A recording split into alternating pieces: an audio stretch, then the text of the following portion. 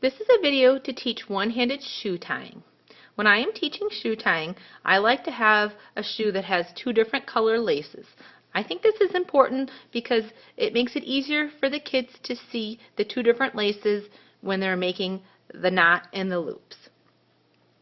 So I'm going to go ahead and put my shoe on here, just like our students would. Then I'm going to start to make that knot. This is the first part of any shoe tying, so I'm going to cross the black lace over first, and then I'm going to bring my foot that is not in the shoe being tied in, I'm going to hold that black lace down.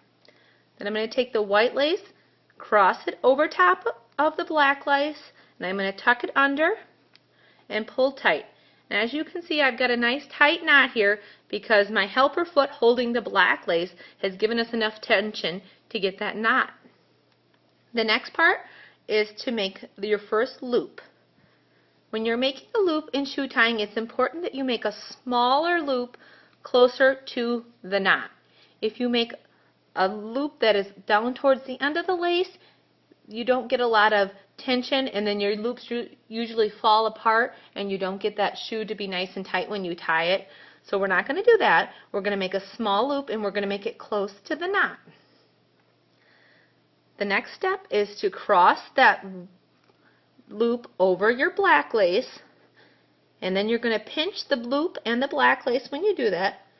You can see right there I have it pinched, and I've created that little hole, and that's what I'm going to tuck my loop through.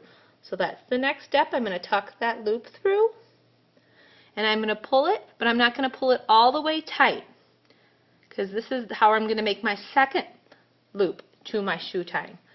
I'm going to bring this back around. I'm going to leave go of the black lace, and I'm going to use that hand, and I'm going to tuck it through that knot that we made. So when I tuck the end of that black shoelace through, you can see I have my shoe tied.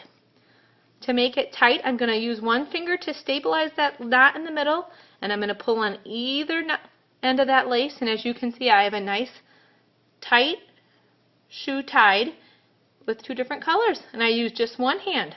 Thank you.